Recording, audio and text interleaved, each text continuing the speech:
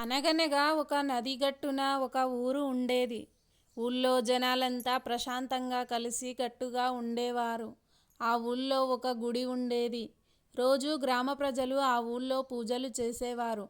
గుడిలో పూజారిని బాగా ఆదరించేవారు. అలాంటి పండంటి ఊర్లో ఒక సంవత్సరం ఉధృతంగా వర్షాలు పడి నది పొంగి వరదలు వచ్చాయి. ఊరంతా నీళ్లు నిండిపోవడం మొదలయ్యింది. ఊళ్ళో ఉన్న వారంతా వరద నుంచి తప్పించుకోవడానికి తమ ఇళ్లను వదిలేసి వేరే ప్రాంతాలకి బయలుదేరారు. అందులో ఒక పెద్ద మనిషి గుడివైపు పరిగెత్తి అందులోని పూజారి గారిని కూడా వారితో వచ్చేయమని ప్రాధేయపడ్డాడు. వరద నీళ్లు ఊళ్ళోకి వచ్చేశాయి. ఇంటి గడపల దాకా నీళ్లున్నాయి. పరిస్థితి ప్రమాదకరంగా ఉంది. మేమందరం ఊరు వదిలి వెళ్ళిపోతున్నాము. మీరు కూడా మాతో వచ్చేయండి అన్నారు. ఆ పూజారి, ప్రశాంతంగా నా గురించి దిగులు పడకండి. నేను నిత్యం సేవించే నా స్వామి నన్ను కాపాడతాడు. మీరు వెళ్ళండి అన్నారు. ఈ మాట విని పెద్దాయన వెళ్ళిపోయారు. కొంతసేపటికి నీళ్లు నడుము దాకా వచ్చేశాయి.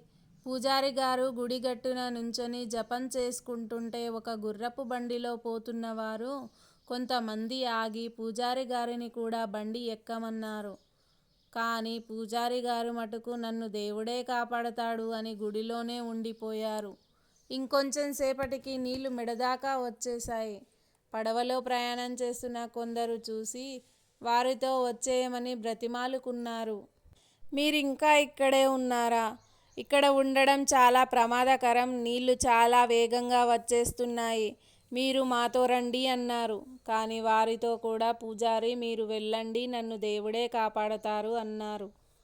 చలితో వణుకుతూ ఆ పూజారి ముక్కు దాకా నీళ్లు వచ్చేసరికి ఇంకా కంగారు పడ్డాడు. అతి త్వరలో గుడి మొత్తం నీళ్లు నిండిపోయాయి. పూజారి గారు దేవుడి ధ్యానం చేసుకుంటూనే గుడి గోపురం ఎక్కి కూర్చున్నారు. కొంతసేపటికి దిగులు మొదలయ్యింది. ఎప్పటికీ వాన ఆగడం లేదు. చలిగా ఉంది. నీళ్ల ప్రవాహం ఎక్కడా ఆగేలా కనిపించడం లేదు. దేవుడా, నేను నీకు ఏమి తక్కువ చేశాను? రోజు శ్రద్ధగా పూజలు చేశాను. నిన్నే నమ్ముకున్నాను. అయినా నన్ను కాపాడడానికి రావేంటి అని దేవుడితో ఫిర్యాదు చేసుకోవడం మొదలెట్టాడు. దేవుడు ప్రత్యక్షమయ్యాడు. మూర్ఖుడా, నీకు మనిషిని పంపించాను, బండిని పంపించాను, పడవను పంపించాను. నువ్వే రాకుండా ఇక్కడ తిష్ట వేశావు.